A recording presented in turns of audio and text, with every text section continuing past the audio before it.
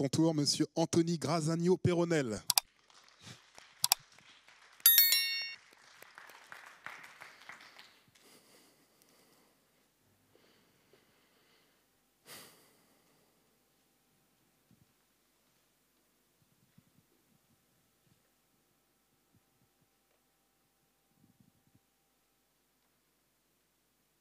« 10 secondes. Il vient de s'écouler 10 secondes. C'est long. C'est court aussi parfois. Enfin, ça dépend. On peut faire beaucoup de choses en 10 secondes. Je connais un homme, Usain Bolt. Il peut courir 100 mètres en moins de 10 secondes. Il est fort. Ça fait à peu près 10 mètres en une seconde. Pour vous donner un ordre d'idée, le guépard fait 31 mètres en une seconde. La Terre peut parcourir 300 mètres en une seconde et la Station spatiale internationale, 7800 mètres. L'univers, il s'étend à une vitesse de 326 milliards de mètres en une seconde. Alors, je vous épargne les calculs, c'est plus que Usain Bolt. Mais pour atteindre une telle vitesse, il a bien fallu partir un jour, un commencement. Imaginez. L'instant zéro. Pas une seconde à perdre, tout doit naître. C'est l'heure du Big Bang. Bim, bam, dans tous les sens. Le monde est sans dessus-dessous. Parti d'une singularité, il subit l'inflation et en quelques milliardièmes de secondes, la chaleur augmente, les protons se forment, entrent en fusion, une soupe cosmique énorme d'atomes qui s'imbriquent se crée, et voilà l'univers prêt à s'assembler. Mais rien de tout cela n'aurait été possible sans le nécessaire attachement des protons et des neutrons, de minuscules particules à l'intérieur des atomes. Et là, petit bijou de la nature, l'interaction forte. C'est cette force physique qui permet de les maintenir ensemble, de les unir. De la même manière, les atomes s'attirent les uns les autres suivant une force d'attraction, formant ainsi des molécules. Molécules qui, agglutinées, constituent des astres, des corps, des êtres. Pas de force, pas d'atomes. Pas d'atomes, pas d'union d'atomes. Et donc, pas de molécules. Pas de molécules, pas d'objets, pas de corps, pas de vie. L'attraction, la collision, la fusion, la réaction, les corps qui s'entrechoquent, les amas de poussière. Et voilà que la force de gravitation fait son travail.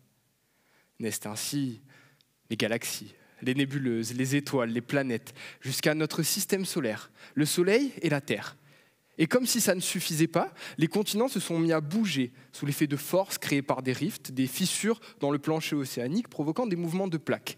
Le tout jusqu'à la disposition actuelle de notre monde. Disons simplement que la réunion s'est faite par la force tectonique. Et là, piouf, miracle. Les hommes. Une belle histoire, où les forces agissent, où l'ordre naît du chaos lorsque le brouillard se dissipe, où la magie s'extirpe des abysses, où l'univers apparaît avec tous ses composants jusqu'à ce que l'on pointe le bout de notre nez. Et une fois cette apparition miraculeuse qui, rappelons-le, ne doit son existence qu'à l'effet de force unissant des éléments, qu'ont fait les hommes? On dit que nous sommes faits de poussière d'étoiles. Nous en portons en tout cas les caractéristiques. Attraction, interaction, choc, confrontation, conquête, conflit, ainsi commence l'économie des colonies. Les hommes ont monté des groupes, bâti des armées pour envahir des territoires. Le seul problème, c'est que certains de ces territoires étaient déjà occupés. Mais comme l'homme est déterminé, il n'abandonne pas si facilement sa soif de grandeur, d'expansion, de pouvoir. Il préfère trouver des solutions. Alors, pour rallier ces autres peuples à leur cause et assujettir les récalcitrants, les hommes ont usé de la force. Prenez l'Empire romain. Ils ont, depuis l'Italie, envahi l'Espagne, la Grèce, l'Égypte, l'Asie mineure, l'actuelle Syrie et vous connaissez ce petit groupe de rebelles aux idées fixes, la Gaule. Du joli petit monde, réuni le sourire aux lèvres ou bien soumis au fer, sous les ordres que des dirigeants articulaires, tous assis dans les palais d'une même ville d'où partaient bien des circulaires, c'était Rome. L'Empire ottoman regroupait quant à lui 32 provinces. L'URSS fédérait 15 républiques, tandis que les nazis ont envahi, entre autres, l'Autriche, la Pologne, le Luxembourg, une partie de la France, les Pays-Bas, la Belgique, la Norvège, le Danemark, la Grèce et la Serbie. Force est de constater que bien des femmes, des hommes, des enfants de toutes ces langues différentes, rapprochés par une épatante ambition d'unisson, chantaient probablement en canon. Il semble clair que l'union ne se fait pas toujours par choix. Parfois, on serre des mains avec joie, bien sûr, mais pas toujours. On serre aussi les dents lorsque l'on se retrouve les poignets unis sous la pression des menottes posées par les forces de l'ordre pour avoir voulu manifester contre l'exercice d'un pouvoir écrasant. Mais encore une fois, pas de règle absolue, pas de vérité générale. Parfois, les menottes peuvent procurer du plaisir et être attachées de plein gré. Si l'on en croit les écrits de Platon, les hommes étaient à l'origine des boules. 2 têtes, 4 bras, 4 jambes. Sous l'influence de leur ego démesuré et de leur imprudence, ils ont contrarié les dieux qui les ont coupés en 2. Ainsi seraient nés les humains tels que nous les connaissons et leur besoin d'union. Il est donc une force originelle qui attire les âmes sœurs, les 2 moitiés d'un même cœur, des diamants, dits amants. 2 amants que le monde tend irrémédiablement à faire se rencontrer, se croiser, s'écraser l'un contre l'autre d'un amour magnifique, magnétique. Des trajectoires qui s'induisent, des êtres qui s'inspirent jusqu'à se perdre, entrent en contact et s'aspirent, c'est aussi le destin des aimants. Des perles et des errances, la force les unit et bien qu'on lutte, les aimants finiront collés, quoi qu'on en dise. Ce sont des corps qu'on lie de force dans une cohue charmante. Mais de la cohue au chaos, il n'y a qu'un mot, et bien des cas où le calme s'explose sur le carreau. Quand l'union n'est pas libre, qu'elle s'impose, qu'elle étouffe pour exister, la force s'invite et la violence fait vite son effet. Chaque année, entre 12 et 15 millions de jeunes filles sont mariées de force dans le monde. Cela équivaut à 1 fille sur 5 mariée de force avant ses 18 ans. On sait aussi que près de la moitié des femmes en union ne décident pas librement concernant leur santé et leur sexualité. Alors, force du mariage ou fausse des Mariannes, dans les 2 cas, le gouffre est abyssal et l'union devient étreinte et comprime le souffle jusqu'à se faire contrainte, déroute. J'étouffe. Quand 2 corps dansent ensemble, les étincelles qui se créent comme un feu d'artifice réchauffent et écartent les doutes, mais pas lorsque l'un de ces 2 corps n'est pas d'accord. Chaque année, 250 000 viols ont lieu, 903 par jour, 1 toutes les 4 secondes. J'étouffe. Une femme sur 3 a subi des violences physiques ou sexuelles. J'étouffe. Qu'est-ce qui fait l'union, si ce n'est pas la force ? Mais ce n'est pas tout, loin de là. L'horreur a encore de la marge. Plus de 200 millions de femmes et de filles ont subi des mutilations génitales selon l'ONU.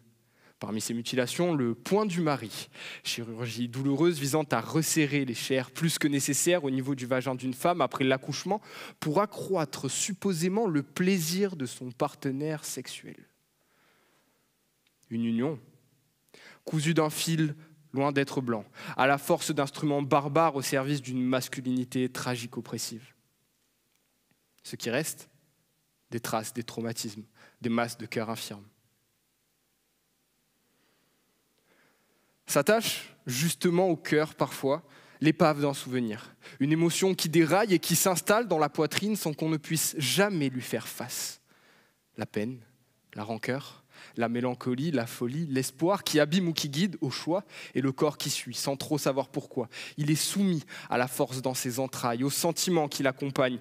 Il ne peut s'en défaire, lui est uni. Par la force des choses, me voilà devant vous, armé de l'énergie du désespoir et à défaut de vouloir vous émouvoir, je voudrais vous toucher comme de la pointe de l'épée en plein cœur avec la force de l'art. Alors, dansons. Pour danser, il faut s'unir, onduler sur la même longueur, les doigts entremêlés, les yeux qui brillent et luttent contre la langueur, le regard est rieur, ouverture de la porte vers le fort intérieur. Pas de fronde ni d'offrande, il faudra faire avec et jamais sans, toujours liés, toujours ensemble, car la danse réunit ceux qui étaient séparés, ceux qui ont des drames au cœur, que la force de l'amour jettera dans des drames au cœur.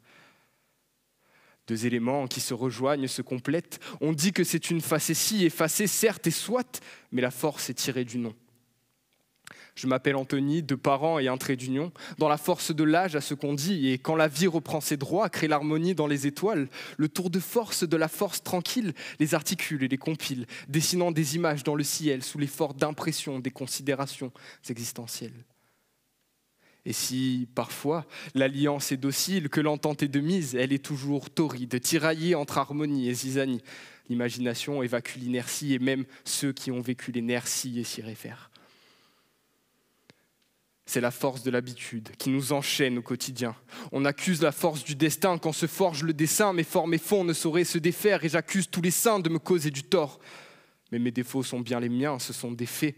Pas la faute des faits s'étant penché sur mon berceau 20 ans plus tôt. Puisque je ne suis plus seul, je suis lucide. L'union n'est pas toujours d'envie. Elle peut bien être offerte comme imprimée violemment. Prier le ciel lorsque l'affaire se corse fait trembler la forteresse avec le bruit de l'isolement. L'union se fait toujours par la force, de l'amour ou de l'agression, par volonté ou par pression. Elle se fait, quoi qu'il en coûte. Parfois, l'union peut être faible et objet de discorde, se tenir sur un fil et voler en éclats à la fin du spectacle, si elle ne se fait pas par choix. L'union n'est solide que quand elle se fait libre, que ce n'est pas un arrachement, mais plutôt un don. L'union n'est grande que quand elle est connivence, et qu'on le veuille ou non, elle est belle quand on y danse. Mais si le lien se rompt, il y aura toujours une force qui surgira avant que retentisse le gong pour venir recoller les éléments, les plaquer l'un à l'autre pour les raccorder. Les désirs font des autres, des combinaisons de soi. Et si l'illusion venait à choir, atroce, resterait toujours de force une union persistante. Au cœur de la force, violence et vigueur se passent le flambeau, font gronder les tambours et le sort est au bout.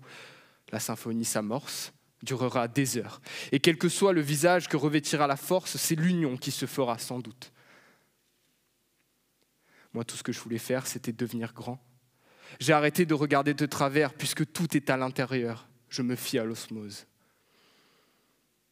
L'ambiance est morose, je le ressens.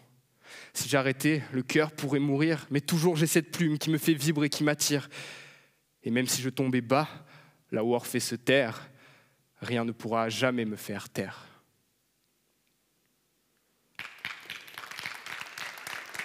Merci.